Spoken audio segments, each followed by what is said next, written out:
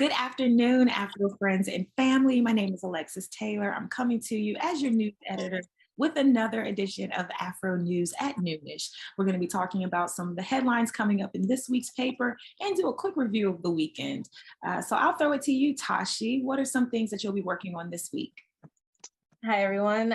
So I'll be working on the Maryland Legislative Black Caucus. Their leadership has changed around. So Delegates Barnes and Brooks, they sent in their resignation letter and they will be resigning in December. And until then, Delegate Janelle Wilkins will become the interim. So we'll have more details on that.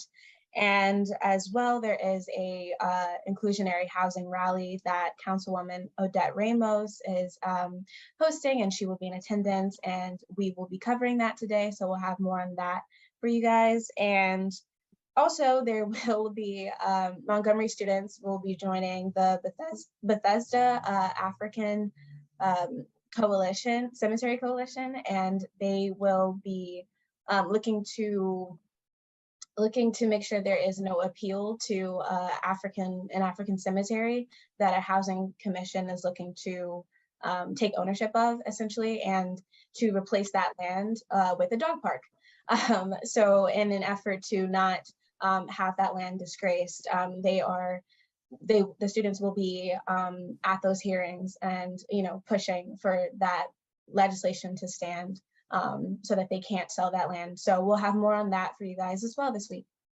All right, thank you. And that is so important. All across Maryland, I see in the county, in Baltimore County, Montgomery County, I see these fights taking place throughout the year to protect African burial grounds. And in 2022, it's something that is picking up steam.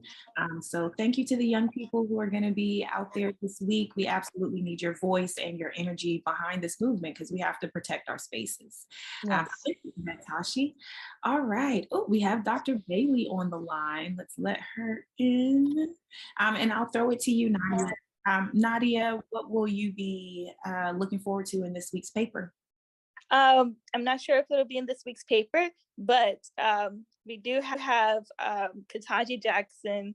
Her first day is today, and it's actually after the 55th anniversary of Thurgood Marshall. So I think that is really good to see, but also we'll probably see how everything turns out because of the 6-3. She is on the Democratic side of the Supreme Court, and then we have our Republicans. There's 6 Republicans on the Supreme Court, so we'll see what happens in the future.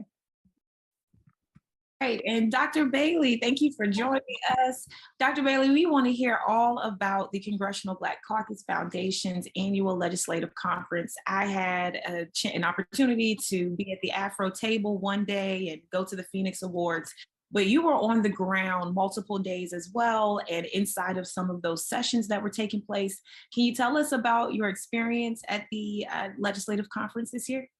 Well, hey, everybody. And I understand Alexis and Tashi, you all carried that coverage and your stories have been wonderful to read online.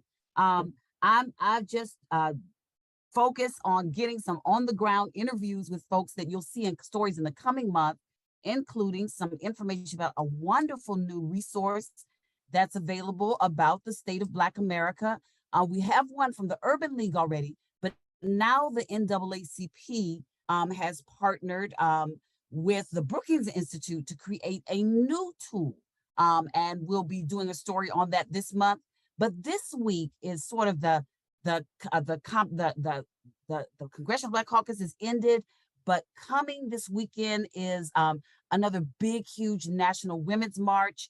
You all just got finished talking about the Supreme Court. So one of the cases that was decided this past spring was on the reversal of Roe versus Wade.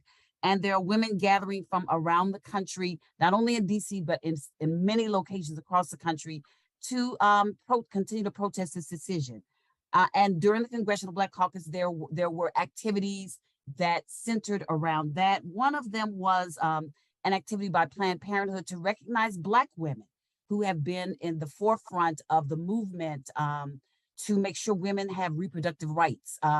And I got a wonderful interview with the executive director of Planned Parenthood to talk about Black women's involvement in the protests against the reversal of Roe versus Wade. That will be a story this week as well. Thank you so much, Dr. Bailey, for that coverage. Thank you, Tashi, for going virtually to the conference and sitting in those sessions, those live streams. They had so many amazing brain trust sessions, so many amazing panel discussions. So I encourage everyone to make sure you read our coverage on afro.com and in our print edition of the annual legislative conference this year from the Congressional Black Caucus Foundation. All right, for my update, just a reminder that the AFRO is included on the upcoming gubernatorial debate panel.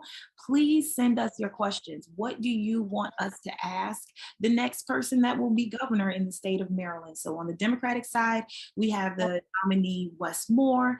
On the Republican side, we have nominee Dan Cox. They will be facing off at 7 p.m. October 10th on Maryland Public Television. Make sure you're tuning in, but before you tune in, please make sure that you send us your questions.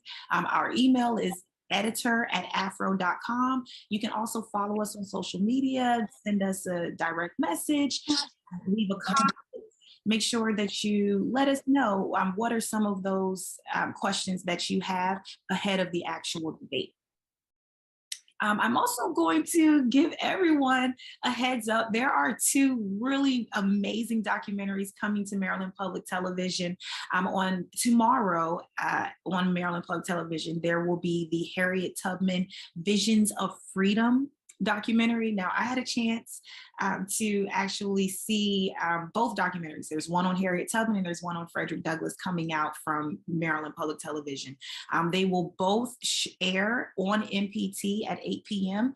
The Harriet Tubman documentary will show tomorrow at 8 p.m., October 4th, and then the Frederick Douglass documentary will air October 11th at 8 p.m. So please make sure you tune in. Again, I had the opportunity to see a shortened version of both documentaries. I'm looking forward to seeing the full versions, but it's just amazing material of the strength and the courage of these two figures that we have, our ancestors, their story. And so it's beautiful to just recognize that in the year of Harriet Tubman that we're having here in Maryland. So make sure you tune in and make sure you send us those questions. All right, anything else, ladies? Thank you, Dr. Bailey. Thank you, Tashi. And thank you, Nadia. And thank you, Afro Friends and Family.